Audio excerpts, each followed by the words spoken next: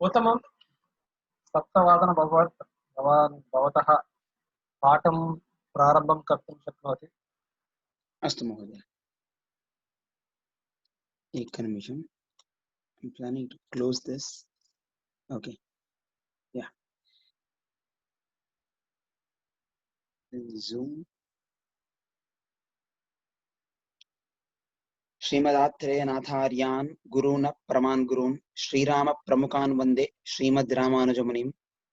नौमि लक्ष्मण योगीन्द्र पादसेवैकदारकम् श्रीरामं कृतनाथार्यं श्रीभाष्यामृतसागरम् श्रीभाष्याकार शिष्याय श्रीमदात्रेय गोत्रिणे श्रीराम यज्वगुरुवे मंगलम तुंगवर्तसे.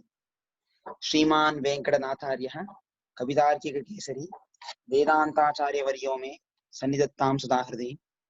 गुरुभ्यः तद्गुरुभ्यश्च नमो वाकमदीमहे वृणीमहे च तत्राद्यौ दम्पती जगदाम्पति. स्वशेषभूतेन मया स्वीयैः स्वरप्रचितैः विधातुं प्रीतमात्मानं श्रीमान् प्रक्रमते स्वयं. शुक्लां वरदरं विष्णुं शशिवर्णं चतुर्भुजं प्रसन्नवदनं ध्यायेत् सर्वविघ्नोपशान्तये. यस्य द्विरदवक्त्राद्या पारिषद्या परश्यतं विघ्नं निघ्नन्ति सततं विश्वक्सेनं तमाश्रये. ज्ञानानन्दमयं देवं निर्मलस्फटिकाकृतिम् आधारं सर्वविद्यानां हयग्रीवम् उपास्महे. Welcome you all for the last day of the Vishishtadvaita introduction. I had missed few points. I'll just go through them once and then we will jump into today's class. While I was talking about the Ramesh Tata is joining. Okay, 1 second. Yeah. While I was talking about the Anumana Pramana, I had missed one particular point. For Anumana Pramana to happen, there is a prior requirement of Pratyaksha. For example, let us take this particular example here. In the step 1, he saw the smoke, right? Assume he had not seen the smoke with fire earlier. Assume he had not seen the smoke with fire earlier. That means he cannot do the inference of step 3. That is not possible. Any doubts? Somebody spoke now. Hello? Okay. Yeah. So I'll give one more example.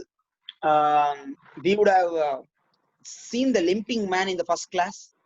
Many doctors inferred many things because they had seen limping man earlier.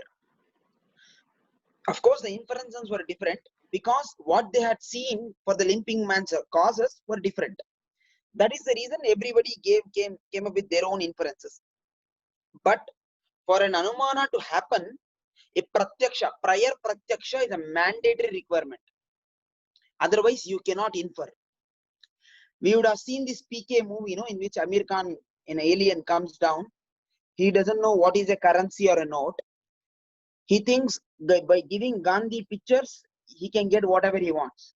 Because he doesn't have the Pratyaksha of using the currency. That's why he couldn't do that. He didn't understand that. I suppose you understand now. For a Anumana to happen, Pratyaksha is mandatory. And we have seen the limitations of Pratyaksha. Okay? So that means to say, if Pratyaksha is not correct, Anumana is of course not correct. So that is the reason, that is one of these things I had missed out. Thank you. I will go ahead now.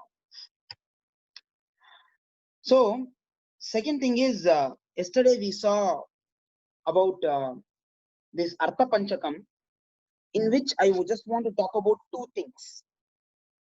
We saw who is Lord and what is our goal, like Mukti for most of us, who wants to get liberated out of this samsara. But here is the difference. The thing is, Sri Vaishnavism, according to Sri Vaishnavism, which follows Vishishtadvaita philosophy, the Lord is Sriman Narayana. Okay? And the goal is to reach Vaikuntha. But all the Vishishtadvaita philosophers who are following Vishishtadvaita need not take this. Like, what I'm saying is, if you are a Sri Vaishnava, of course, this will be the Lord. Sriman Narayana will be the Lord. And Vaikuntha is the Purushartha Swarupa. That is the goal. But there is another sect in Karnataka. I'll just give an example. There are many like this who are Vishishtadvaitians.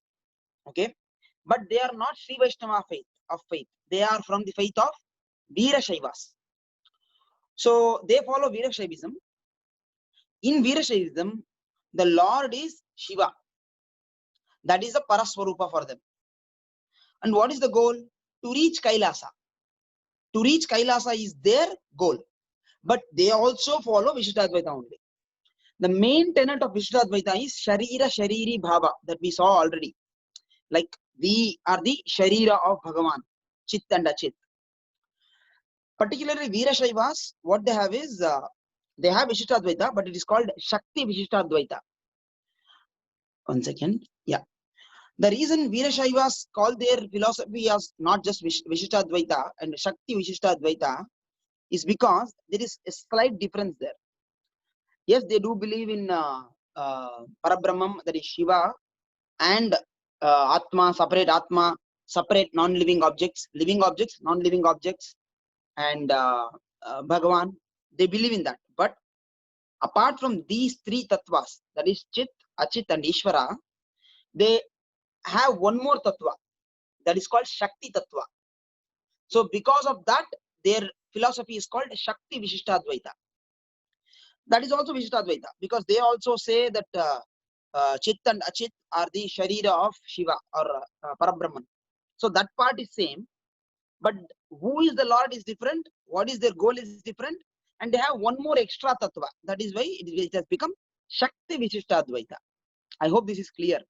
Okay, many people use Vishishtadvaita. After 17th century, some of the Christians also took Vishishtadvaita philosophy and incorporated in Christianity also. That is also happened. Anyway, so this is what I want to tell. Any doubts in this particular aspect of Veerashaiva or Shakti Vishishtadvaita or Vishishtadvaita, Sri Vaishnavism? I guess no. Okay. So, Mahodaya, This. Srinivas here. So, are you Yes. saying that Veerashaiva tradition still considers Shiva to be the Paramatma Swarupa, but incorporated parts of Vishishtadvaita Siddhanta into their philosophy? As I told you, Mahodaya, Vishishtadvaita was not formed by Ramanuja. So it was there from Bodhayana, Vyasa, Bodhayana, Tanka, Dramida, like from BCs. By the time of Allama Prabhu and Basavanna, which is around 12th century AD, just after Ramanuja, maybe because of the influence of Ramanuja, I'm not very sure, because there is no particular interaction between Ramanuja or Basavanna. There is no interaction, but maybe because Ramanuja had many disciples in Karnataka, they were perhaps influenced by this philosophy. I'm not very sure how they got that philosophy, because that philosophy is from there from long time, nothing new. The Sharira Shariri Bhava is nothing new as such. But the only difference is they don't have three tattvas. Instead, they have four tattvas. Like whereas Advaita talks only one tattva, that is except Brahman, nothing is there. Whereas Vishishtadvaita talks about three tattvas, Chit, Achit, and Ishvara. They include one more tattva. But the bhava is same, that we are the Sharira of Bhagavan. Whoever is Bhagavan, that depends.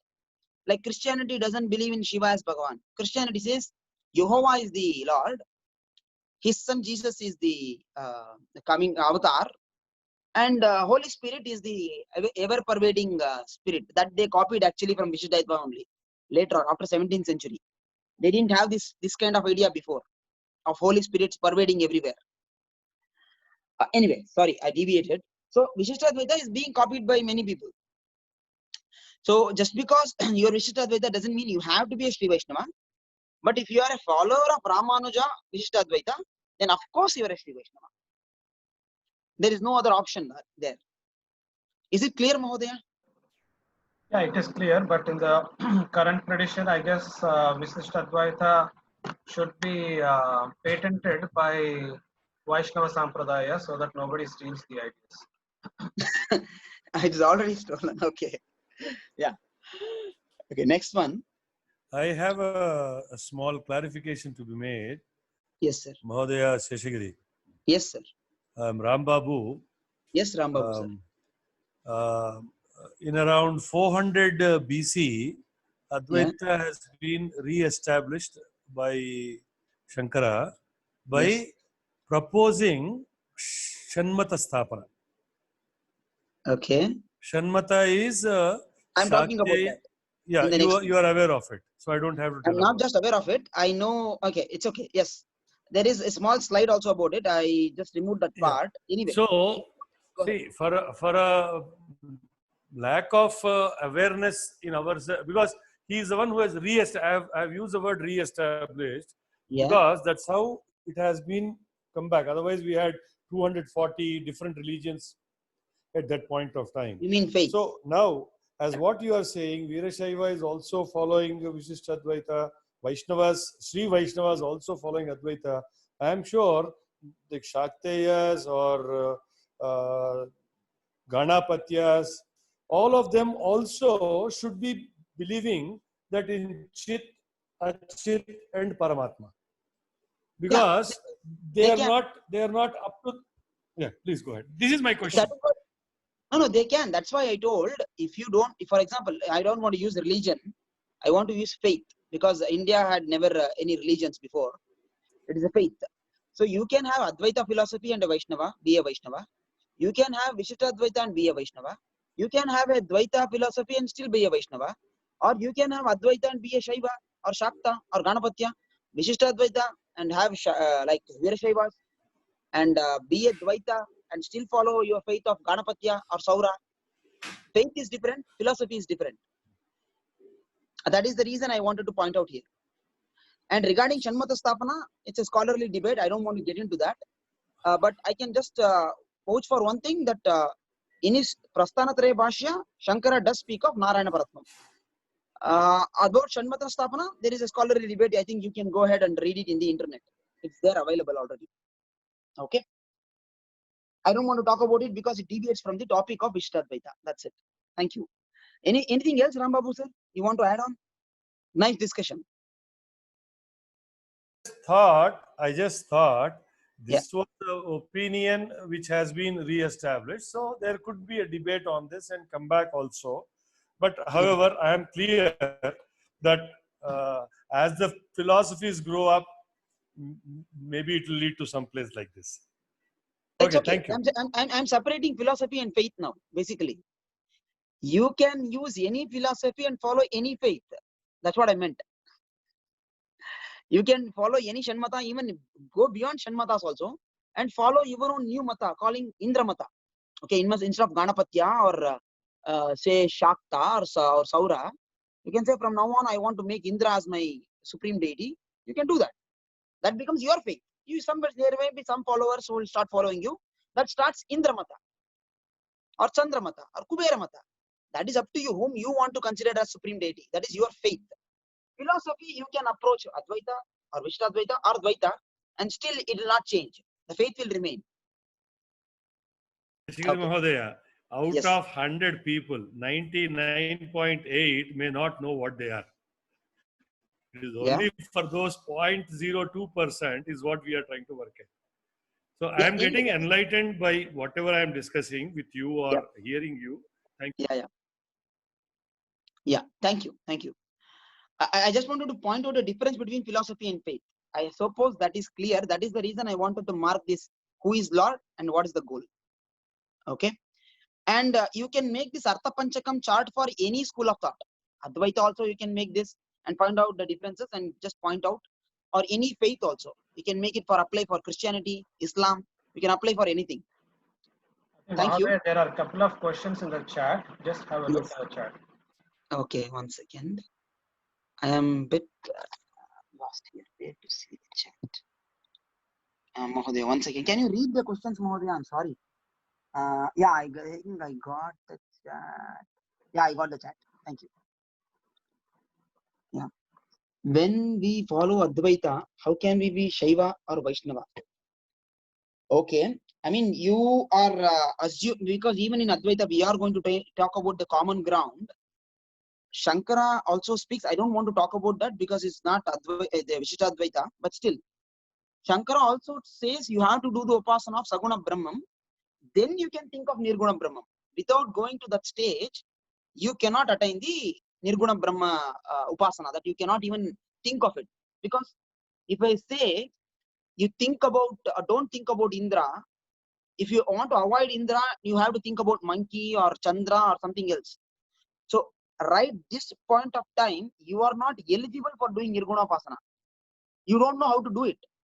So, even Shankara says, do Saguna upasana. Once you reach that level, then you can go for Nirguna upasana.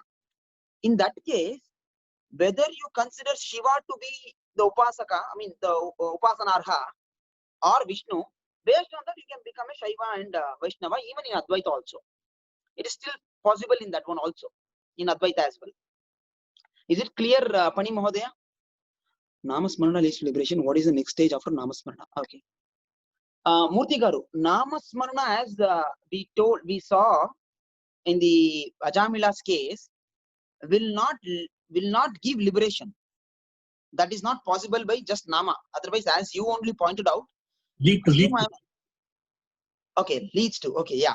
So Namasmarana will lead you to maybe satsang like this, like Soham is doing now. I got hold of Ram Babu sir, Murthy sir, Pani, Srinivas sir, Pravina Bagini. This became a satsang. Because of satsang, we keep dwelling and talking about the glories of Lord, and we do upasana of the Lord. In Brihadaranyaka Upanishad, there is one statement which says, Shrotavya, Nididhyasitabhya, Shrotavya, Mantavya, Nididhyasitabhya.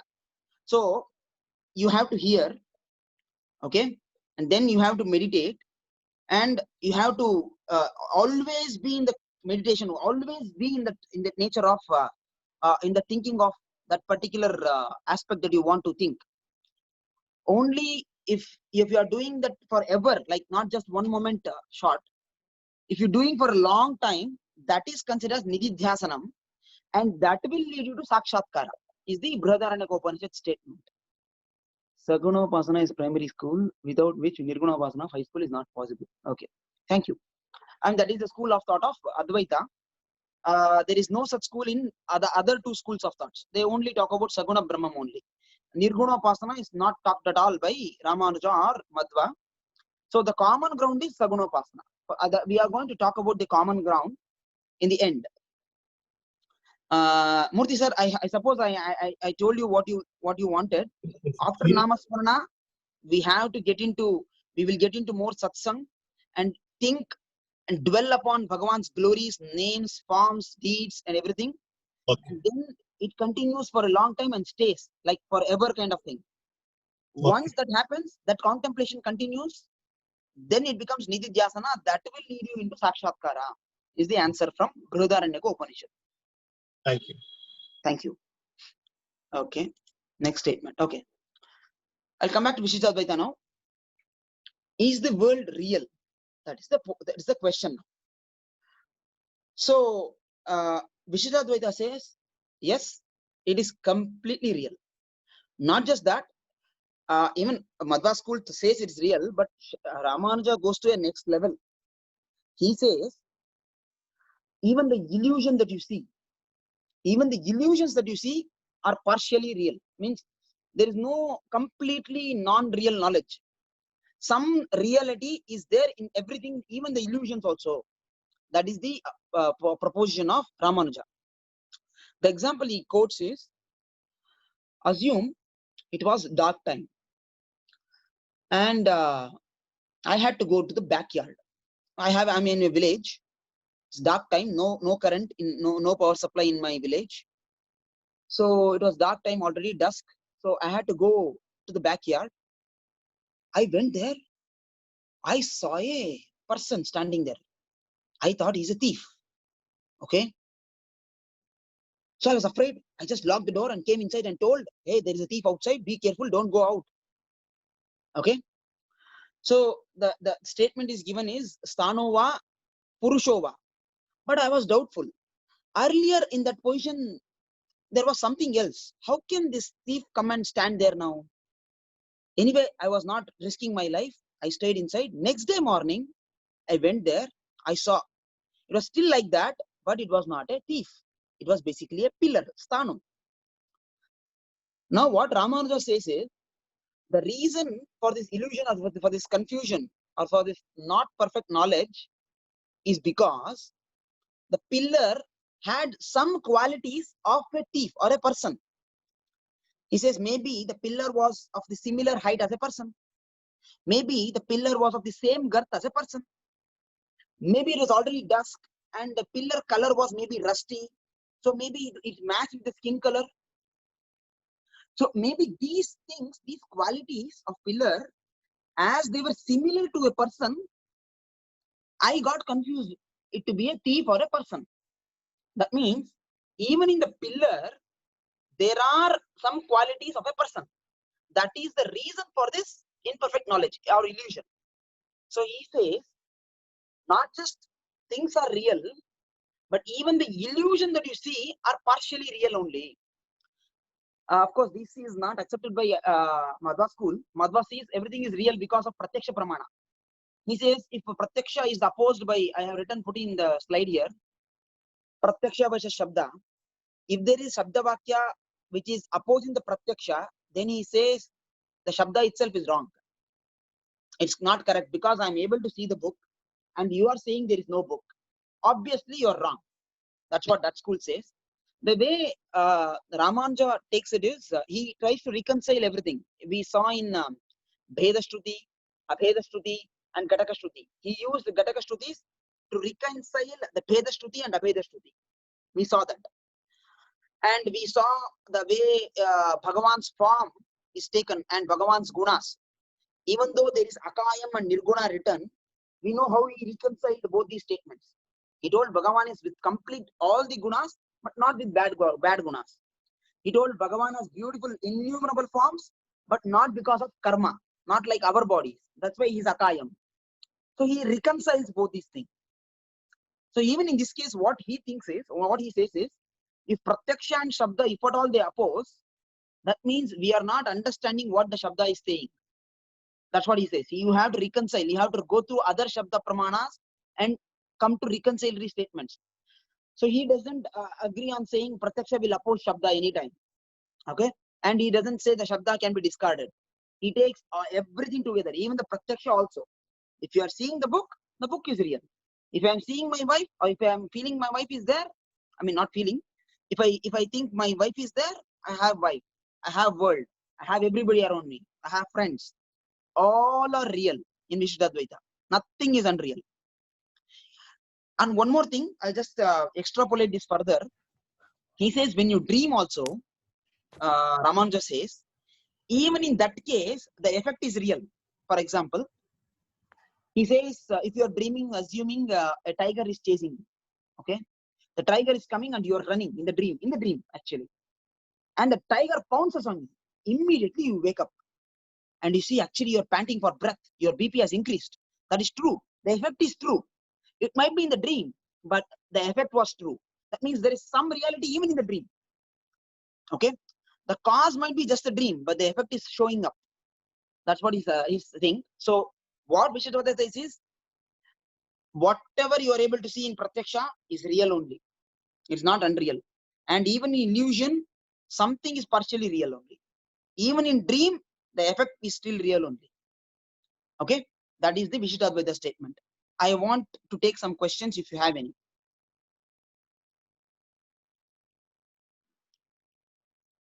Okay, I suppose Undoubtedly, it's a very fascinating kind of analysis, one must say, because all it displays is the advanced level of thinking ability that our thought leaders, I would say thought leaders, these are all thought leaders, they have had.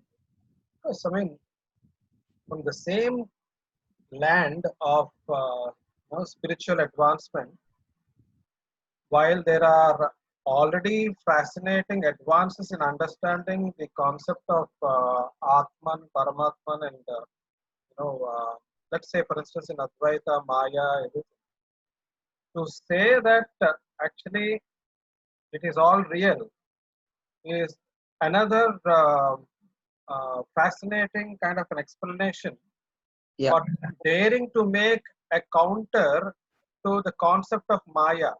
So for me, it sounds like Maya is, according to Visishtadvaita, is not actually the same as Maya of Advaita. Because Yes, you're everything right. is an You're right. illusion. It is not same. It is not the same. Yeah, in Advaita we say Brahma Satyam Jagat Mithya. So that is where Yeah. thought is. So it is Mithya. Ramesh sir, you got muted. Okay. Okay. Yeah. Okay. I suppose if there are no questions, and Dvaita school also says it is real only, but they don't try to reconcile Shabda and Pratyaksha. If the Shabda is going against Pratyaksha, it is Gauna, it is discarded. Okay. Anyway, I don't want to get into Dvaita. Maybe some other teacher can explain that, because I am not a Dvaiti in any way. That's a beautiful concept, but the Dvaitian's logic is very much, very, it extrapolates every logic into the maximum extent. Okay. So whatever you see, whatever you hear, whatever you taste, whatever you are smelling, even the hallucinations are partially real. That is the reason I put back the Pratyaksha Pramana. Okay. Because that is having an effect on your mind, the hallucinations. So that is also partially giving the effect, real effect only. So that's why it is also real, like dreams. Okay. Next concept, I want to introduce this one. Karya Karana Bhava, basically cause and effect. We know the effect is the world. Okay, that is the world, universe that we see. But what is the cause? Here, Madhva school and Ramananda school are a bit different, whereas it's not so much different with Advaita. Anyway, so here let us take the clay. The clay is called Upadana Karana, or it is called material cause. Okay, the material cause is taken by the potter. Okay, the potter is the person who does the pot, so he is the Nimitta Karana. Okay, would like to add a point. As per our acharyas, karmas will be completed in dreams also. Okay, thank you, Pani. Thank you. So the potter is the person who does the pots. He becomes the Nimitta Karana, okay, or instrumental cause. And the accessory that is used to make the wheel that is used to make the pot is basically the accessory cause or auxiliary cause, that is called Sahakari Karana. According to Vishtadvaita, all are same. All are Brahman only. The clay, the potter, and the wheel. Everything is same Brahman. Okay? And that is why omnipresence is still valid in Vishishtadvaita school of thought. Okay? Unlike Islam, where it is God's universe, not God. I mean, God itself is not universe. God's is universe. And Veda school also follows something similar actually. Okay? I don't want to get into that. So here the karya, the effect is universe. And all the three, the material cause, the nimitta cause, I mean the instrumental cause, and the auxiliary cause, all of them are Parabrahman only. Okay? There is no other karana for that. He is the karana for everything. The example that can be given, another example is the spider and its web. Spider leaves its saliva, makes a web, okay, and comes down. And when it wants to move up, it will move up with that. Swallowing the saliva again, the thread. So basically here, the spider is the its own spider's body itself has the saliva which can be used for making the universe or the web. Okay, and what is it using? It's using its saliva as the material cause, and it's using its not wheel, the teeth, I mean the mouth part as the auxiliary cause, and by itself is secreting the saliva to do this job, to make this stretch in a particular pattern. It is doing the weaving part. So the spider web with the spider is the exact example of Karya Karana Bhava of Vishishtadvaita. Okay, I know because many of the Advaitians are here, they won't find any objections into this because it is exactly almost the same. But if there was Dvaitian, I think there would have been a much more debate on this particular topic. Okay, I'll go to the next one. So this completes the philosophical part. Actually, of course, there are Dharmi, Dharma, Bhuta, Jnana. I'm not covering that at all. because it requires more time as well. But I want to say the rasa part in this. This is called Navavida Sambandham. There are 9 kinds of relation which a Jivatma holds with, has with the Bhagavan or the Lord. And those are listed here. One is, he is the Pita, he is the father, and we say Divya Dampati, basically they are the parents, we are the kids.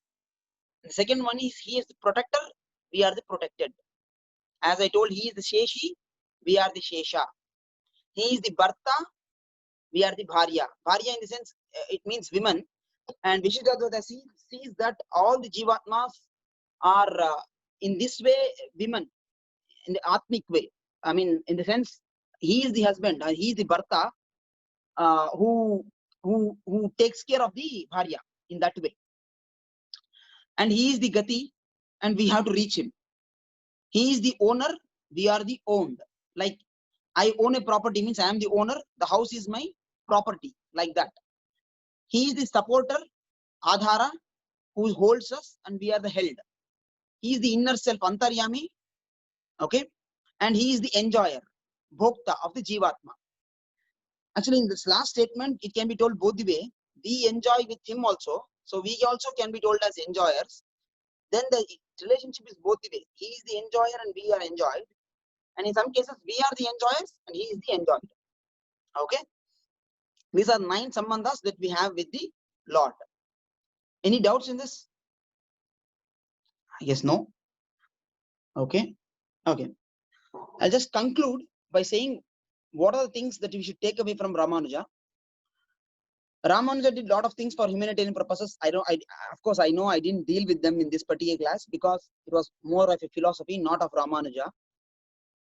One thing I want to tell here is Ramanuja changed some of the administrations of temples from other agamas to Pancharatra agamas. Perhaps maybe to include other varnas and be more inclusive, perhaps. Maybe that was the reason why he did that. And we saw the Karya Karyana Bhava, that all that exists is the manifestation of the divine. He is all pervasive. Okay. And the third one is God is most compassionate. It's about his qualities. He is Guni. Okay. God is most compassionate. He is waiting to shower his grace for those who are ready to receive it. And there is no birthright or anything for going to moksha. Anybody is ready to, anybody is eligible for going to moksha, including the yesterday's story of Gajendra. The Gaja also went to moksha. And Bhakti and Sharanagati are the actual 2 ways to attain the moksha. And for this Bhakti, Jnana and Karma are the Angas. This is the Angi, and Bhakti and Jnana and Karma are the Angas. It is required. It is not like I will just do Bhakti, I will not do the Jnana or Karma Yoga or Jnana Yoga, I will be devoid of it. It's not like that. So based on Jnana Yoga and Karma Yoga, you will get the blossoming of Bhakti. That is what the school says. If that nothing is possible, then Sharanagati is the other way. And then Ramanuja gave scientific explanations of now what we follow as Sri Vaishnavism, and it has become the synonym for Vishishtadvaita. That is the reason I started with Sri Vaishnavism topics in the beginning, to say how Ramanuja catered to Vishishtadvaita philosophy because of his background of Alvar's Uktis. Last statement, Ramanuja had Nammalvar, who was not considered not so great in his varna, in his heart all the time, and whoever came in touch with him in his lifetime, he made sure they will get influenced by the Alvars, Sri Suktis. If God is compassionate, then will he give moksha to atheist as well? If he follows Sharanagati or Bhakti Yoga or Karma Yoga or Jnana Yoga, yes, he will get it. Okay? So it's based on that. Basically, atheist, if they assume there is an atheist, okay, and he does Karma Yoga, okay, properly, I don't know how he can do without Jnana and without Bhakti. It is difficult to do Karma Yoga. So because he's doing good jobs, he'll get better and better planets or better and better heavenly places like Swargam or Brahmaloka also. But according to Vishishtadvaita, he's compassionate, so that what he'll make is next time he'll be made to take birth in a place where he gets influenced by bhakti or influenced by Sharanagati, and he will do that because he did so much of good in the last life, even though he was an atheist. Lord will not let him down. So even if there are atheists, if they follow karma yoga properly, they will get better. Okay. And nobody in the common ground, we'll see what are the common grounds for all the acharyas. Okay. I just want to explain one last thing here. Monkey and cat. Basically, there are two schools of thoughts inside Vishishtadvaita. One is Markata Nyaya, another is Marjara Nyaya. The one you see on the left side, the U, just the U, is symbolic of the monkey school of thought, and the right hand side with a Y kind of thing that you see is a cat school of thought. What it basically means is, last time we saw in the last slide, Sharanagati has to be done right. So there is a slight difference here. Who does Sharanagati is the question here. So one school of thought says it is a Jivatma which goes by itself and says, I am yours. Okay. That is like a monkey baby monkey holding on to the monkey mother. Okay. The Jivatma has to do that. Okay. Whereas the other school says the Sharanagati is also taken care by the God himself. So he will only make the protsaha, he will only bring everything, and he will only guide, he will only make sure that we will surrender. Like the example given is cat or tiger. The mother cat takes hold of the kittens or tiger cubs and puts it into the safe place by itself. The kitten or the tiger cub need not even hold on to the cat or the tiger mother or the cat. All by itself, the mother will take from the place where it is in distress or where it might be attacked by a dog or something. It will take from there and put it in a safe place by itself. Nothing needs to be done by the kitten. Okay. This is second school of thought. Then the doubt might come now. If that is the case for the cat school of thought, then the question might come, then God should have given moksha to everybody, every one of us. Isn't it? He should have taken us and put it in the Vaikuntham directly. Right? The answer given is, it's a bit funny also. If the cat is coming near, if the kitten stays there, the kitten feels it's my mother, it will stay there, and the kitten will be taken and put into Vaikuntham. But instead of me feeling as kitten, if I'm feeling I'm a rat, I'll be running away from the cat. Even though the cat wants to save me, I myself am associating myself with the rat rather than the kitten. So that is the reason he is unable to put you. Otherwise, he is ready to put you. This is a school of thought there. Okay, I suppose. Any doubts in this school of thoughts? You want more explanation on this? Okay, I'll tell you one way to remember this. Okay, the way I remember, but this is not the reason for that particular kind of nama. The reason is different. The reason is based on the Shastra's way of interpretation. But the way I take it for my own understanding is, the Y, right? It's like the mouth of a cat. So it will come down and hold on to the kitten. So it's coming down to hold on the kitten. So that's why it is easily associated with the cat. Whereas in the U shape, the monkey, baby monkey has to catch up with the mother monkey to hold on. Then only it can be moved from one place to another. So that's how I assume the bottom part. So just a symbolic way. Don't say it is monkey symbol and cat symbol. It is not so. Somebody has any question? So, Vishishtadvaita follows both these. That's why I'm saying Vishishtadvaita has both these schools of thoughts. In one, it says the Jivatma has to put himself, urge himself to go and say, I surrender unto you. In another school of thought, even the feeling, everything is given by God himself. There is no right or wrong here. I am not such a qualified person to say which is right, which is wrong. But both schools are there in the Vishishtadvaita school of thoughts. Yes, sir. Any doubts? What is a rat which is it for school of thought? Which one? Rat. No, nobody, no. Why? Okay.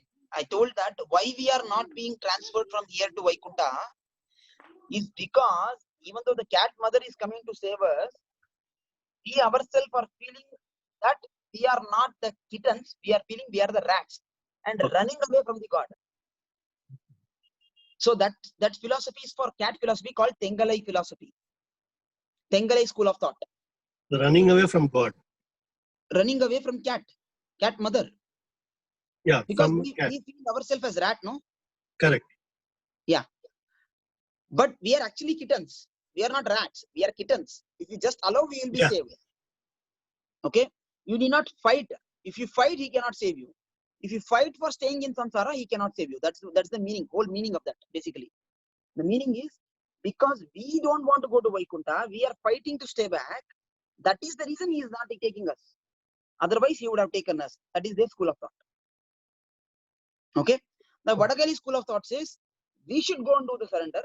Once that is done, that's it. He will take care. Okay? Both of them have a lot of points, and there are a lot of differences, 18 differences in total. But nowadays, not much. Nobody follows all those things, so very few differences left out now. Okay. But which is popular? Both are popular. You will see Tirupati is under Tengalai Sampradayam, and That is Srirangam is in Vadagalai Sampradayam. Tirupati is the first one? No, nothing like first one, second No, one. you won. No, Tirupati is the second one. Second. Okay. Yeah. Yeah. The cat. Who follows No, the first one? The Srirangam. I mean, you can Srirangam. see just the Namam, and you can find out. Okay. I mean, I'm just give the temple names. Don't assume the whole Srirangam follows Vadagalai. There are many people who follow Tengalai also there. Okay. I mean, not just these schools. There are multiple schools after this also. I just don't want to confuse anything. These are two basic famous schools. But don't say monkey school and cat school. I just explained in that way. Done. Yeah. Okay. So notable See, personality. it is interesting that a lot of us go to Tirupati. Nobody has any understanding of Visishtadvaita. And Vishishtadvaita is not even a Pancharatra Agama temple. It's a Vaikasana Agama temple. Okay. These are notable personalities.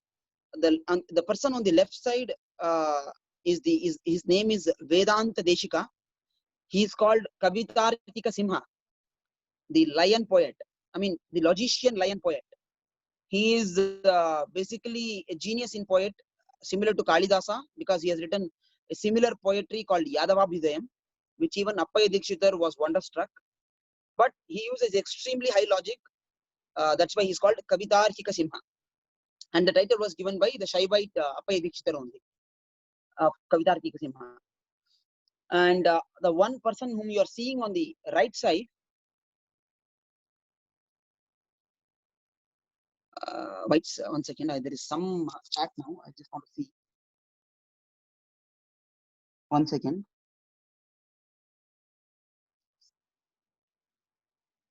Would like to add a point here. As per Acharyas, many of the karmas will be okay. That is told. Okay, I don't know. There was some message I missed it. Okay. If God is compassionate, that is answered. Would like to point out here as per. Okay, that is told. Sorry, I don't know. There was some message I missed it. Sorry. If there is anything, please put it back. Thank you. So Manamala Mamunigal is on the right side. He is also considered as one of the stalwarts of the Sri Vaishnava Acharyas. Another notable personality, if I have some time, I want to give a small story about Kurat Talwan. Kurat Talwan was the direct disciple of Ramanuja, but he was elder to Ramanuja.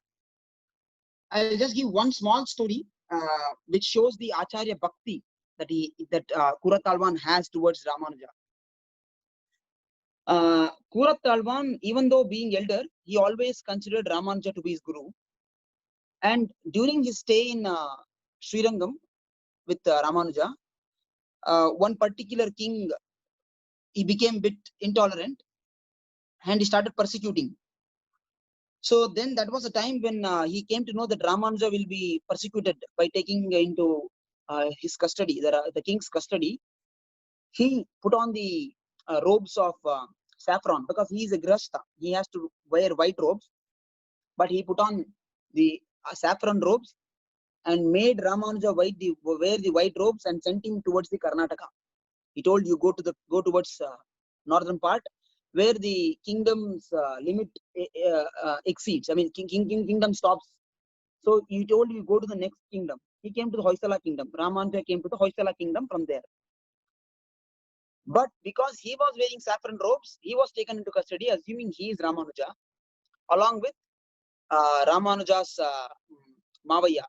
Mama means I don't know. Mahavaya, I don't know what to say in English.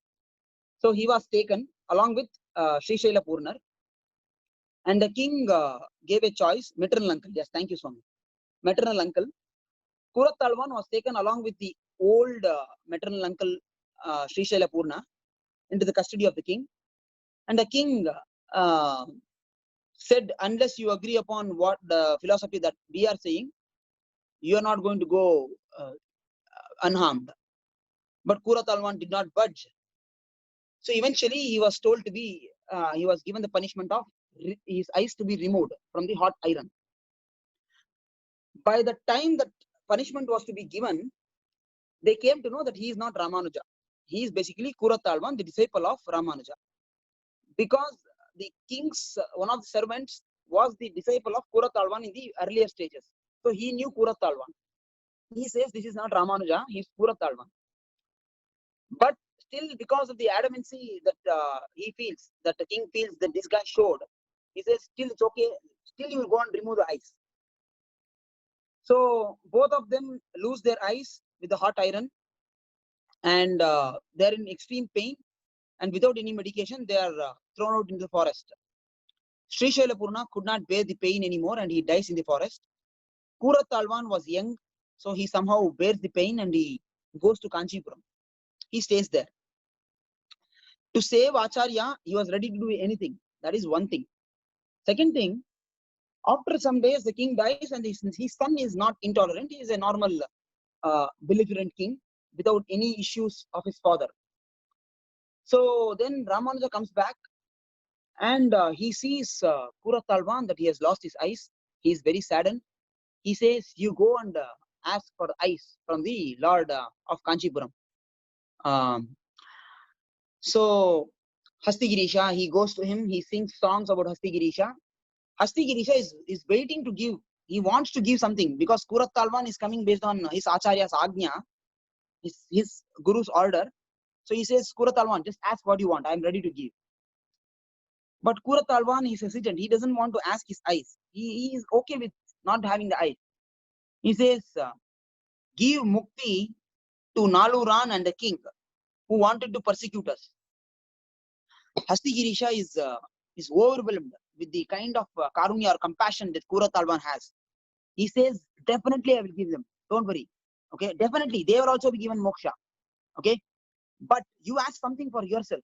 He says, nothing I want. Just give them moksha. Then Hastigirisha will say, not just for them. Whoever is associated with you, I will give them moksha. Then Kuratalwan comes back, and Ramanuja sees why were they given moksha? Because they had the sambandham of Kuratalwan. Okay. That is what Hastigirisha says. Then Ramanuja says, Kuratalwan has not got his eyes back. He says, what did you do? He says, I went, I sang the praise of the Lord. Lord came. But I couldn't ask for this mundane eyes. That was not possible by me. So I asked for moksha to Naluran and the king. Then he says, okay, but this is Acharya Agnya. I am giving you Agnya. So you go and follow this. Now go and ask again for eyes. So this time again Kuratalwan goes. He again praises the Lord. Lord again comes back and he says, what do you want now? He is ready to give, but Kuratalwan says, look, I don't want to see anything actually.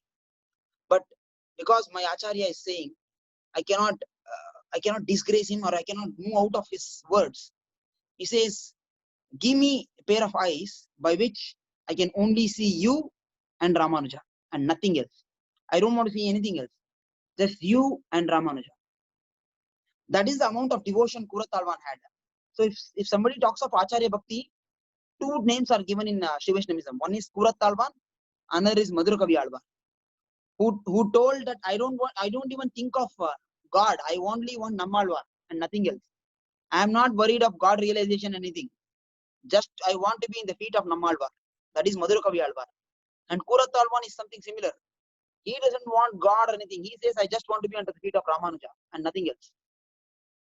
So if you go to this Sri Perumbudur, where Swami Ramanuja's deity is there when they keep the Shadari, right, it is given a different name. For example, in Tirupati, the Shadari of the feet of Ramanuja are called Anantalvan, because Anantalvan followed the words of Ramanuja and he went to Tirupati, which was a forest at that time.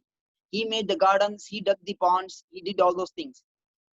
So, because he followed his master's order, his Acharya's order, the feet of Swami Ramanuja are called Anantalvan in Tirupati, whereas they are called Kurattalvan near Kuram. Okay, I just wanted to give that. And another famous personality, noted personality, will be Annamaya. I think we know this famous song, Brahma Mokkate, Para Brahma Mokkate. That is basically a Vishuddhadvaitic thought itself. So we say Para Brahman is only one with three tattvas. I mean, three with the Visheshanas of Chit and Achit. So that is another famous personality.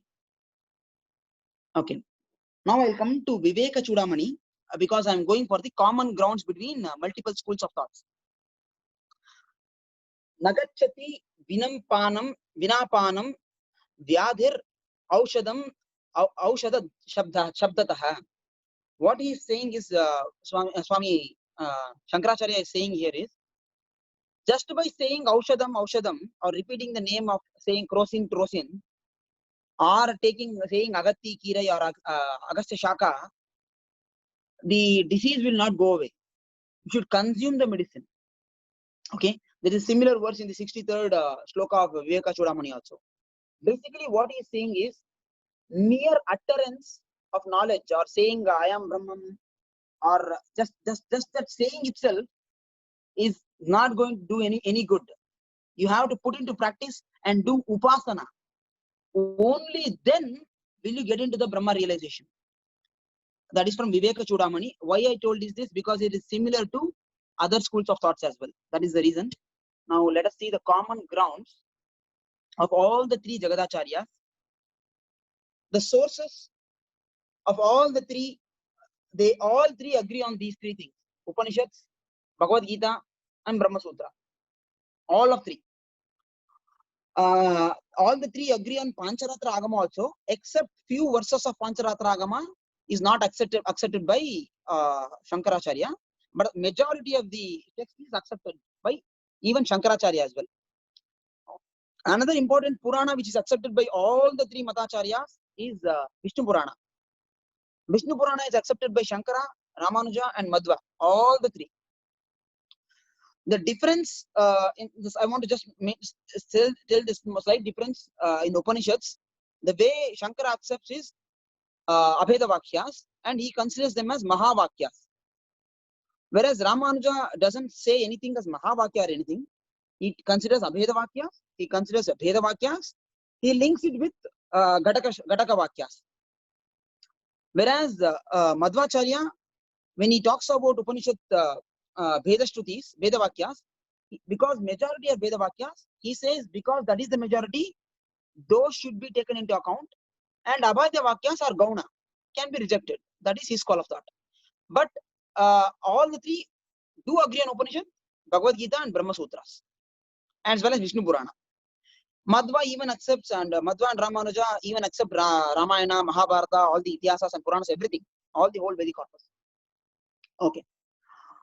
Except for Abheda Vakyas of Upanishads, Madhva agrees on all the other Vedic corpus. Okay. And all the three agree on this point that we are not the body, we are not mind, we are something beyond. Whether we are the Brahman or we are just a Jivatma, that's a different issue, but we are not body, we are not mind. That should be very clear from all the three Jagadacharyas. Ishvara is the controller of everything. That is accepted. And in the Bhashya of Shankara, he uses Narayana for Paratvam, and Ramanuja uses Sriman Narayana, and Madhva uses Lakshmi Narayana to talk about Saguna Brahman. I'm talking about Saguna Brahman because Shankara has two steps, whereas Ramanuja and Madhva only talk about Saguna Brahman. Then Upasana or devotion or meditation or continuous contemplation of the Lord, that is Saguna Brahman, by meditating on his forms or his qualities is essential. All of them agree on this. Performance of Karma Yoga is essential by all school of thoughts. Okay, so for performing that, you require some knowledge that you are not the Karta and the Phala is not yours. That knowledge is also required. That is inbuilt. That's why I just told Karma Yoga. By keeping Dharma in the forefront, all the Purusharthas have to be sought. That means Dharma is the most important one, should be always kept in front. And you can get Artha and Kama and Moksha by keeping Dharma. You should not say I'll get rid of Dharma and then follow, I'll go on seeking the other three Purusharthas. That is not accepted by any of the Acharyas. Humility and truth seeking should be the main attributes of Mumukshus. Of course, there are multiple attributes which Vivek Chudamani also says, but this is common for all the three. Once liberated, the individual will never get into samsara. Whether it's individual or whether it's Parabrahman, that aspect, that is a different issue. But the individual as such will never get back into samsara. Whether he will reach Vaikunta or Kailasa or he will just be Nirvana, that's a different topic. But when he is liberated, he will not come back. That's the bottom common ground there.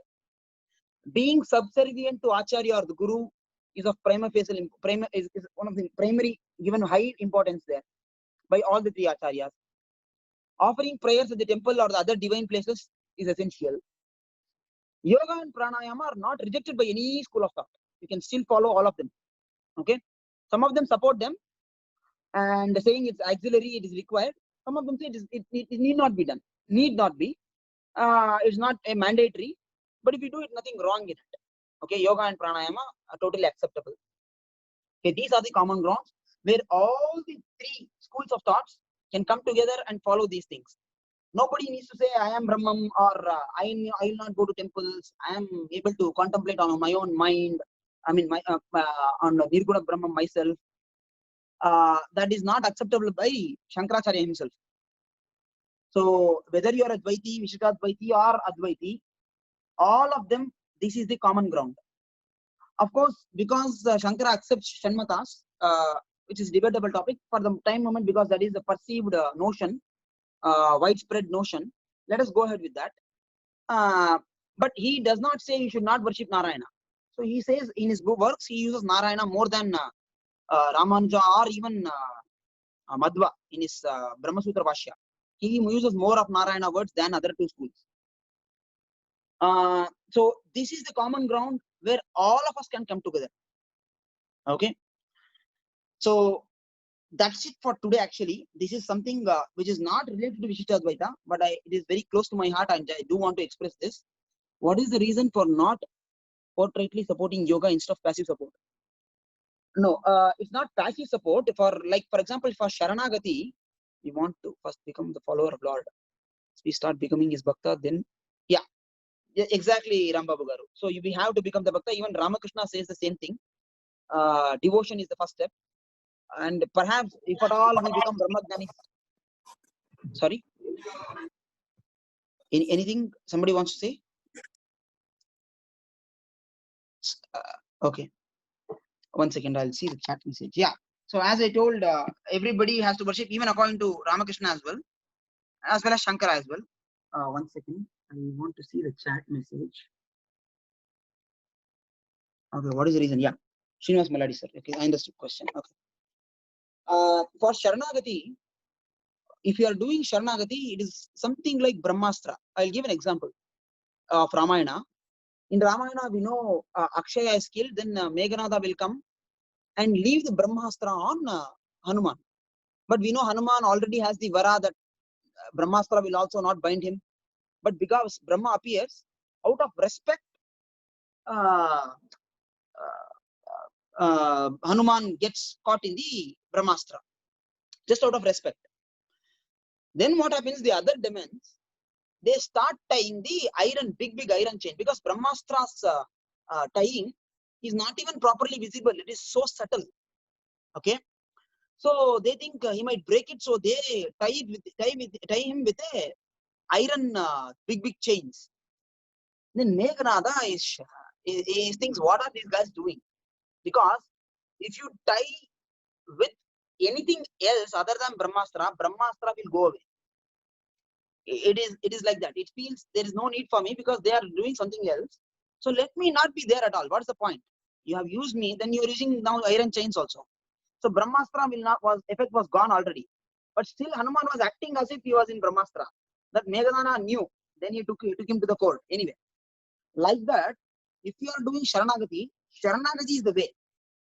There is no other way to do anything. If you do as something just for the sake of doing, that's okay.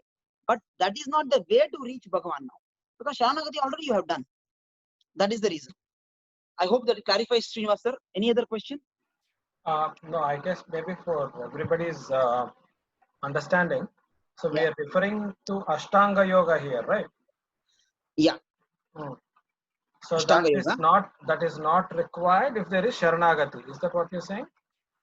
Like, okay, Sharanagati itself is enough. That will give moksha. Surrender, total surrender unto the Lord is enough. You thinking you will do yoga and pranayama, then reach there. If you do that, then like Brahmastra, it will not work. Okay. Somebody is saying yoga school of thought is based on Sankhya philosophy, which consists of Prakriti and Purusha.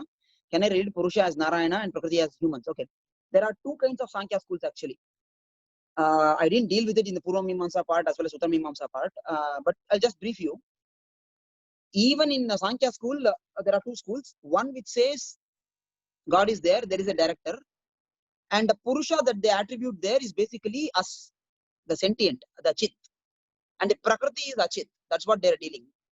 Some school says there is no need of director, Chit and Achit are enough. Another school says Chit and Achit along with director. Director might not be so much involved in it, but still the director is there. That is Sankhya school. If you are a Sharanagata, nothing else is required, but being Sharanagata is not easy. Being Sharanagata is actually easy, but we have conditioned ourselves out of it. We think striving gives us result. That is the reason. Sankhya and Yoga are two distinct philosophies. Just that. So much is lost. We call it Sankhya Yoga. No, in here Sankhya Yoga of Bhagavad Gita, yoga means to unite. That is the meaning there. The yoga of Patanjali is not a philosophy as such. It is basically a list of rules and regulations to follow to get into the Dhyana Yoga part.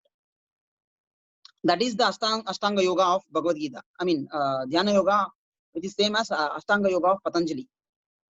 Sankhya Yoga is, we say Karma Yoga also. That Karma and Yoga, the Ashtanga Yoga are different.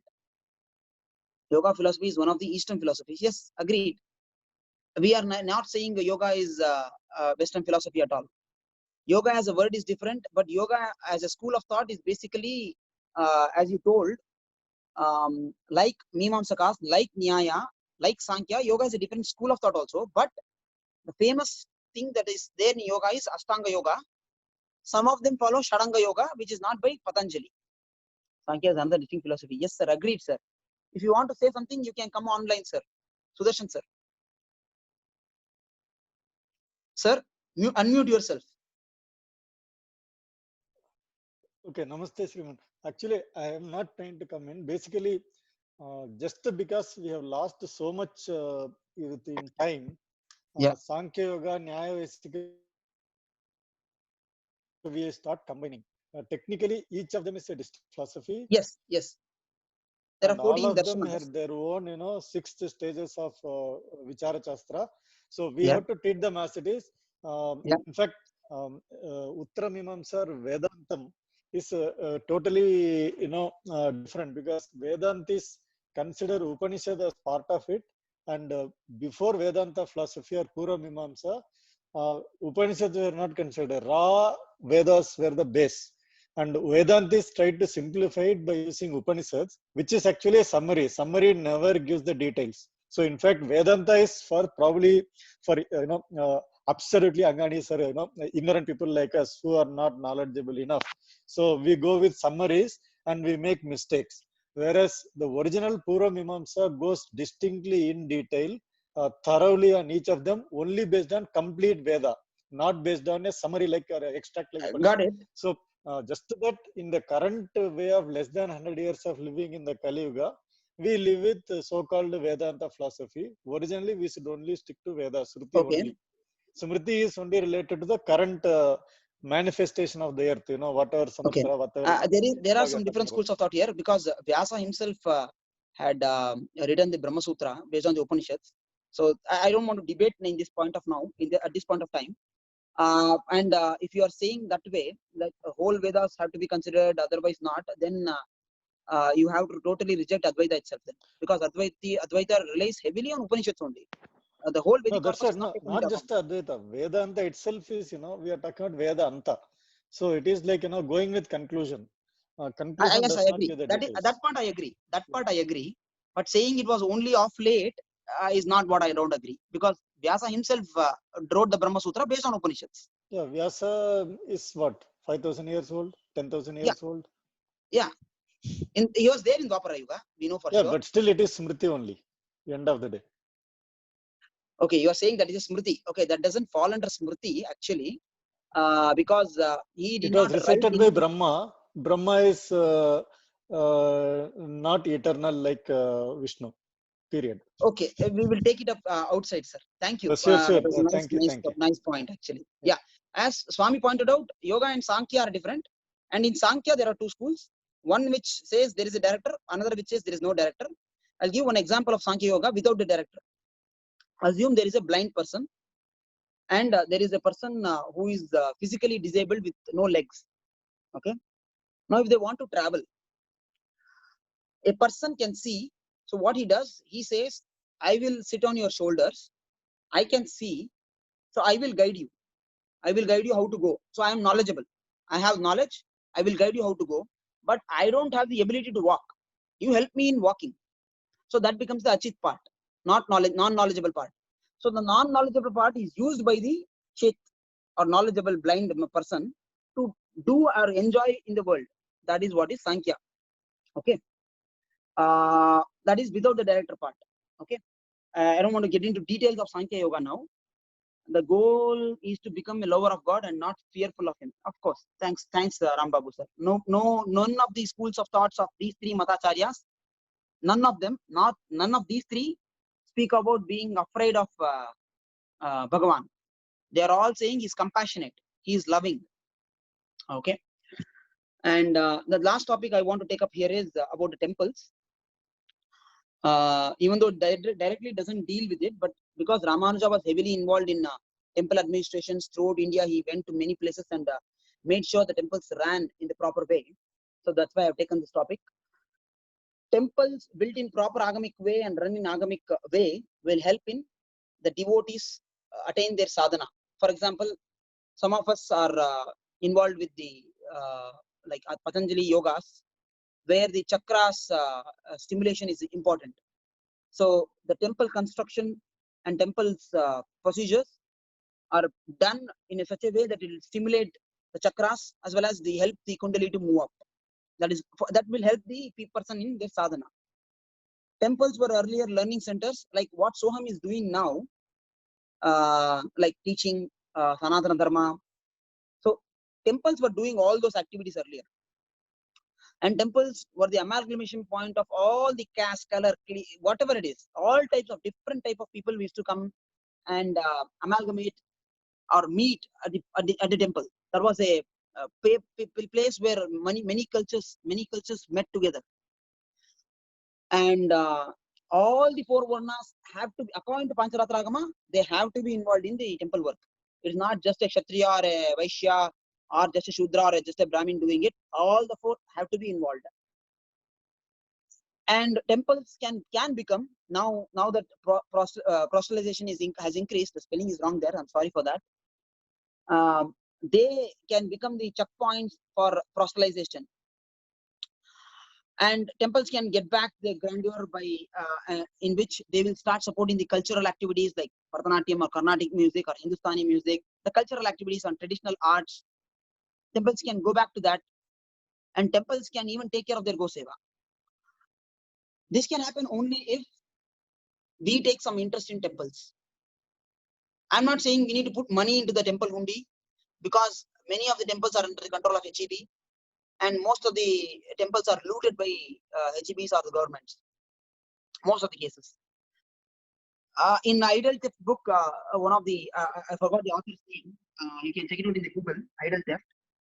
The author says you can just help us by just going to the temple in your native villages and just take photos and upload in the Google with the proper name, so that later on, if we go to the temple after 10 years or 20 years, if that particular idol is not there, we know it has been there is a theft of the idol.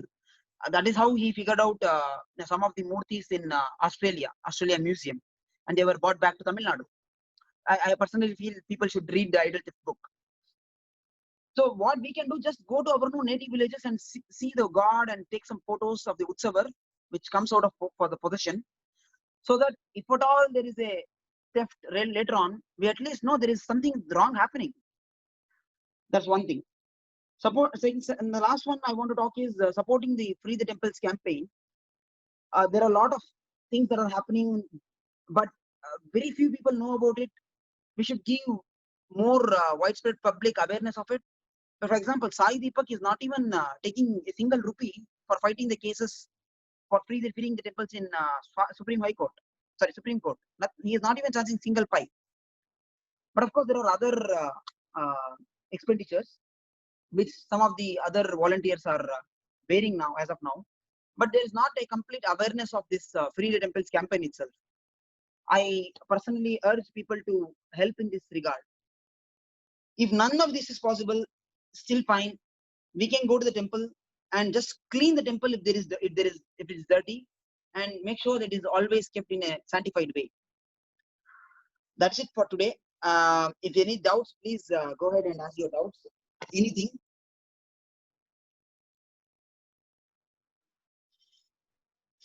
If there are no doubts, I will. Sure. Yes. I don't think people will let you go that easily. Yeah. So stay there. Yeah. But before people go, I really wish to thank Seshgiri Mahodaya for an excellent kind of an overview of Visishta Advaita. See, Seshgiri and me have traveled together for quite a few years now, as I have mentioned on the first day. And we have both been associated in conducting Samskrita Shibirams in Singapore. And he had the ability to energize the participants through his very short sessions of Jyotisha Shastra on one occasion, because we wanted to find new topics to engage participants. And the other occasion was Vedic mathematics. Visishtadvaita is something which I knew he had always the command to capture the audience attention. And this is the first time we are doing it. We have taken a lot of feedback from participants, but I must say that from my own heart, today really kind of summarized the beautiful way he has introduced Visishtadvaita to all of us. And I'm really pleased. Thank you so much, Seshgiri Mahodaya, for that. Couple of things I would like to also announce is, as Seshgiri Mahodaya has rightly said, we at Soham Inner Development, we actually have one of our dedicated roles is to bring Sanatana Dharma to the reach of everybody. We conduct workshops on Sanatana Dharma in Telugu and English, and they have been going on Zoom as well almost every month. I'll be sharing some information at a later time about that. But more importantly, relating to Seshgiri Mahodaya, he will be conducting 5-day sessions on Vedic mathematics as well as Jyotisha Shastra. We will announce the dates soon as well about it.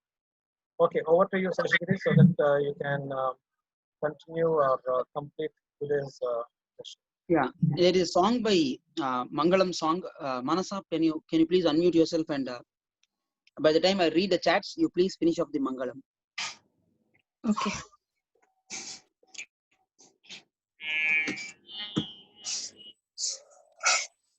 रामचन्द्राय जनकराजजामनोहराय मामदाभीष्टदाय महितमङ्गलम् रामचन्द्राय जनकराजजामनोहराय मामदाभीष्टमङ्गलम् कोसलेशाय मन्दहासदासपोषणाय वासवादि विनुत सर्वराममङ्गलम् कोसलेशाय मन्दहासदासपोषणाय वासवादि विनुत सर्वराममङ्गलम् विमलरूपाय विविध वेदान्तवेद्याय सुमुखचित्तकामिताय शुभ्रमङ्गलम् विमलरूपाय विविध वेदान्तवेद्याय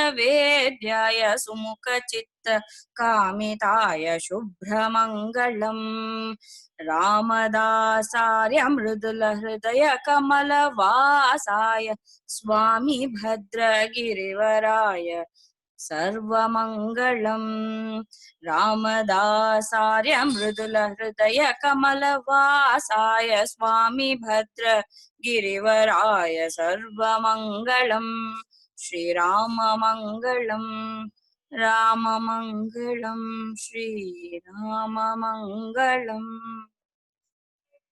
धन्यवादः मानसा. Manasa is my wife, my mama bharya. Okay. Any other questions or suggestions before we wind up? Okay. Yeah. Shashir Mahodaya, thank you very much. So we'll do a very quick feedback for the session. Kindly just spare, just be there. Yeah. Mahodaya, please stop sharing the screen. Seshagiri Mahodaya. Master Swami, I just will complete my Mangalam today. The Okay. sloka. Om sarve bhavantu sukhinah, sarve santu niramayaah, sarve bhadrani pashyantu, ma kaschid dukkha bhag bhavet. Om shanti shanti shanti. The last sloka is from Rigveda actually, one of my favorites. It says like we should be united. I think you can read there, but I'll just recite it once. Samaniva akutihi, samana hridayanivaha, samanamastu vomano yatava susahasati. Basically, united be our purpose. Basically, it's not your purpose, our purpose. Harmonious. I mean, Rigveda is saying to us basically, harmonious be our feelings, collected be our mind, in the same way as all the other various aspects of the universe exist in togetherness and wholeness. Again, thanks for this opportunity, and I thank all of you, all the participants, for suggestions, questions, giving this opportunity and helping in this session. I know there have been some mistakes perhaps, and some shortcomings. All the shortcomings are because of my lack of knowledge or lack of presentation skills. I'm extremely sorry for that, and thankful for giving the opportunity. Again, Dasan. Okay, so just a couple of minutes, please, so that we can do the feedback and end today's session. So just like every day, I'm going to present the slides on menti.com. So please type in menti.com, and the code for today is 816844. 816844. We have 3 slides.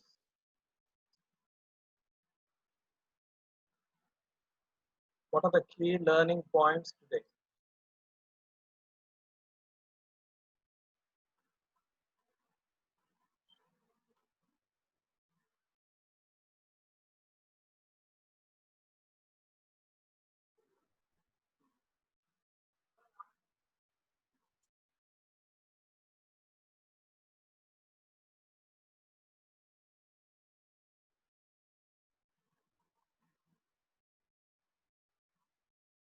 Dimples and monkey and cat.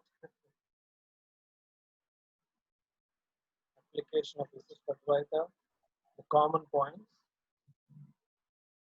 similarities in the principles, Sharira Shariri Bhavam, Pura Talvan, Paya Srupa, Purushartha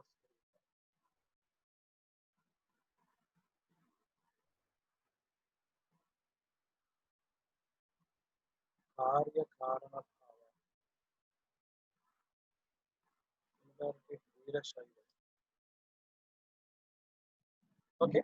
I think that the time is short, so I'll move on to the next slide, which is to summarize. Okay, so some more coming. Roughly the time marker. Okay.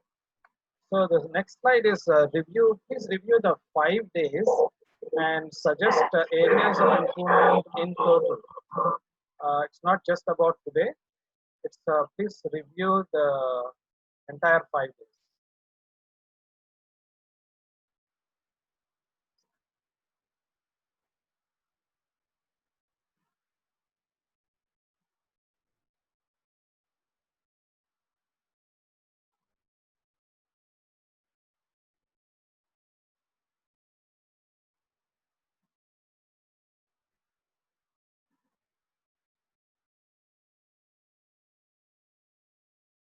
Just give one more minute for that.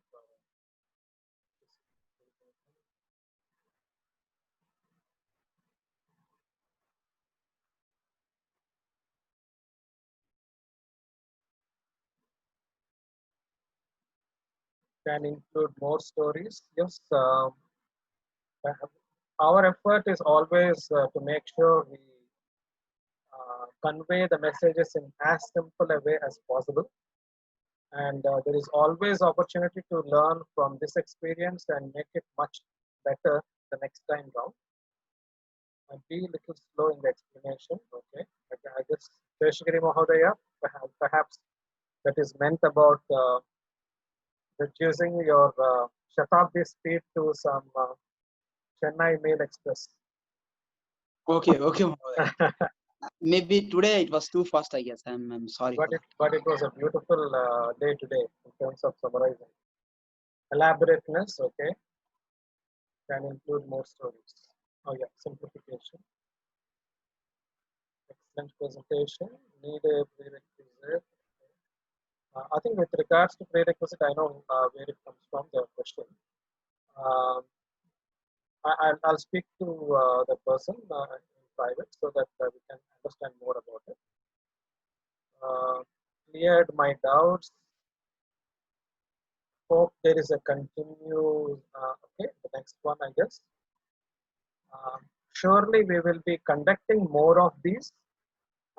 In fact, I'm actually very encouraged to think that we will have a repeat of a Visishta Advaita, the same as we have done.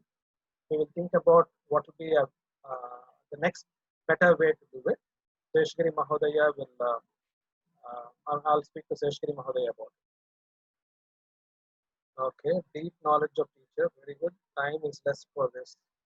Fair enough. I think 5 days is less, 10 days is a lot. So I think 5 days is always a good start. Perfect. Okay, so one last thing for you all to do. So please review the 5 days and rate your satisfaction.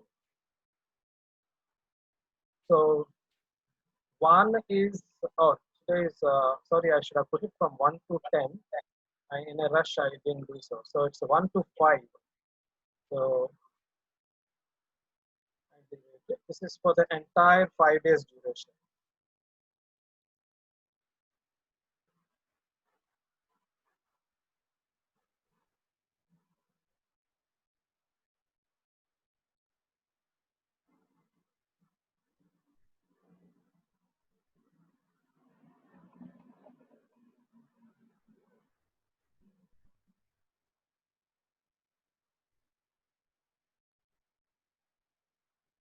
In the meantime, when it's happening, I'll just explain my story of how I fell into Vishishtadvaita. I was more fascinated by Advaita in the beginning, and I was into those schools of thoughts. And after my engineering, one of my colleagues got hold of me, and I joined ISKCON, where I became a bit dissociated with Advaita at that point of time, and I fell into ISKCON, and I should have taken a Diksha. that was a time of 1000th year birthday of Kura Talwan.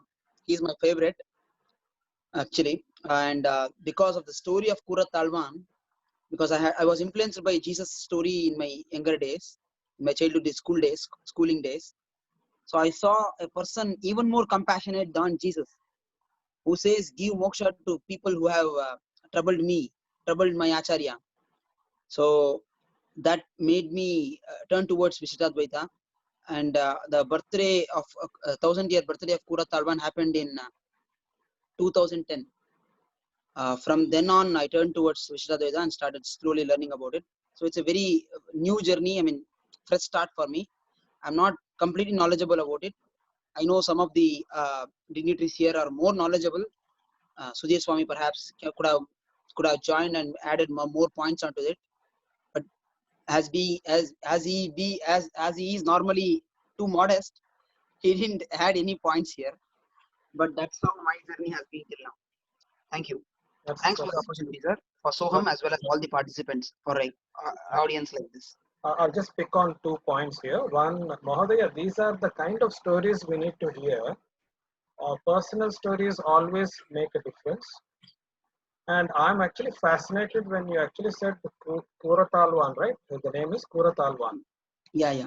I mean, if his compassion trumps that of the Abrahamics, then that's the kind of story which should go to every village and every household in our country, so that people understand that we have our own kind of sages and leaders who actually are doing a far superior or have done a far superior job or shown a way. So we need to, perhaps the next time round, we need to make one full day dedicated for such a kind of thing. I mean, we need to. These are the stories which need to be conveyed, I think. Actually, Sudhir Swami tell more stories of these things, but then it will not be a philosophy session. So Sure, I understand. I think we need to have a good mix, but it's a very good start. Regarding the message about too slow will require too many sessions, we are not too concerned, Sudarshan Mahodaya, about going slow or having too many sessions. This real concern is having people. I would like to say that our job is not easy. We want to do the best we can. Initially, we only had 2 people registered. I'll be very honest with you. But we don't worry about such things. We carry on. Our job is to even conduct these sessions even if there is only 1 participant. So kindly understand that there is a supply-demand issue here. As much as we need the right kind of skills to train people, we also need to have the preparedness of the Sanatana Dharma followers to really understand the urgency to learn. So it's a 2-way process. It's a slow process. We'll reach it somewhere, and we need to let's go slow by step by step. Thank you so much for your kind understanding on that. Okay, perfect. On that note, once again, I thank everybody for being part of today's or the 5 days of satsang.